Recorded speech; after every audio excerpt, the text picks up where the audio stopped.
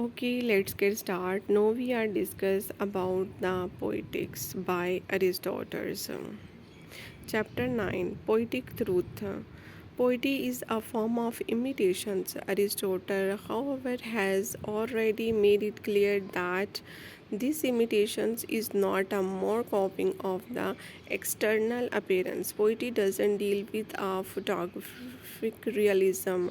The poet's font isn't to describe what has happened but what might happen.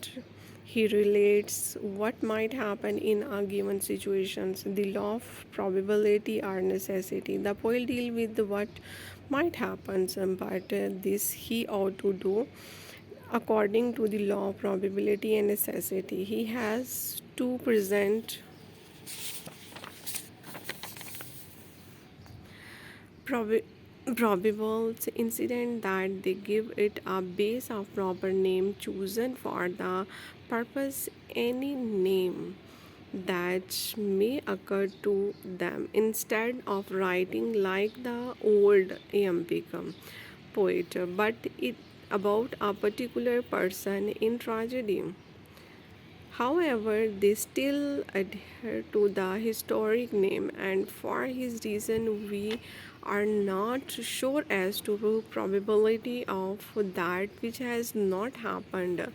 That which has happened, nevertheless, even in tragedy, there are some play with but one or two non names in them, the rest being inventions, and there are some without a single, rest being inventions. Single acthons anthenons, in which both incident and names are of poets' inventions, and it's no less delightful on the account, so that one must not aim at a rigid adherence to the traditional stories on which tragedies are based. It would be absurd, in fact, to do so, as even the non stories are only known to a few, though they are a delight nonetheless to all. The clearly follows that the poet or maker should be the maker of plots rather than of words.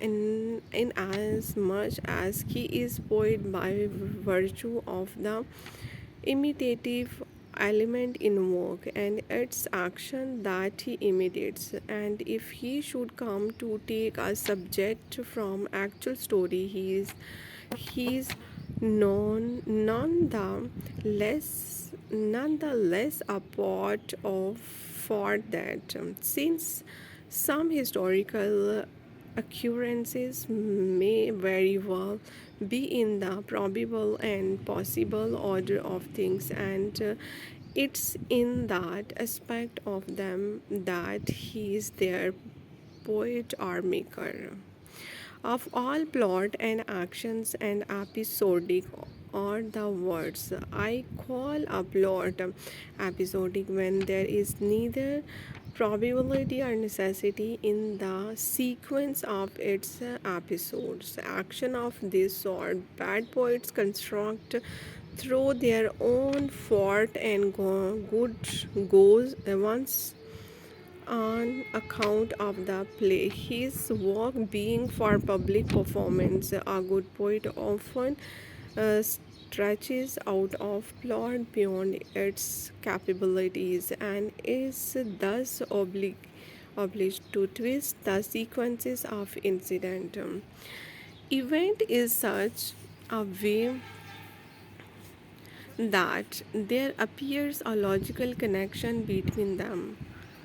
They should appear as if, in the given circumstances, nothing else should happen. There should be a sense of inevitability about the incident as presented. The incident should seem as if they could happen so in real life. Each event or incident should lead logically to that next. There should be a casual connection between them. The incident to gather them from a coherent whole. Thus, the poet may not represent what has happened in real life, yet at the same time the logical connection he establishes between the incidents given to it a universal truth, being the poet's imitation of his idea of life. Poetry becomes ideal and thus a higher reality than the external reality of the world as we see it. Poetry and history. Poetry, say Aristotle, is more philosophical than history. History recounts what has happened in a chronological way.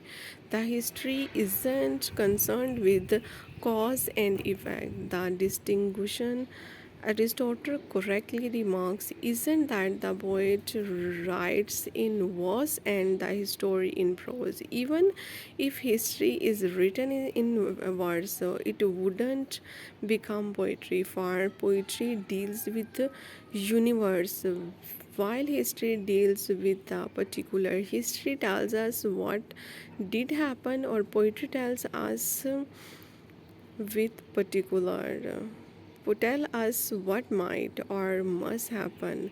The poet does need an insight that human nature or knowledge or grasp of principles. Here present to us the immutable characteristics of humans. Poetry is more accordance with the spirit of philosophy, the instinctive desire to understand, which means the desire to know the law of things and the generalize. These always are vitally are possible to know how one thing is connected with another, or to know how all things are connected together. In history, we can't know for sure why a certain things happen in just that manner. In poetry, we know how thing happens, for events are related to one another in a coherent manners. Poetry deals with man with inner reality, the core of life, the universal in life. History deal with fact. Hence, poetry is higher, of greater import, and more philosophical than history. Even if a poet writes of deals with people and experiences with the really befall them, he is maker in the sense that he is selected his material and arranged it according to a design and coherent pattern, imposing a universal order on it. The poet shows through the casual connections between the incidents, represents how certain things happens. It's the inevitability of sequence of incidents that arose the emotional purpose proper to tragedy. But again, tragedy is an imitations only one of complete actions, but also of incidents arousing pity and fear. Such incidents has the greatest effect on the mind when they occur unexpectedly and at the same time in sequences of one another. So there is more of the marvelous in them if they happens of themselves by or by mere chance. Even matters of chance seems most marvelous of if there is an appearances of design it were in them. As for instance, the state status of Mitty and at Argos killed the author of Mit is that by falling down on him. A plot, therefore, of this sort is necessarily finer than others. Okay, do like, share, and subscribe. Thank you.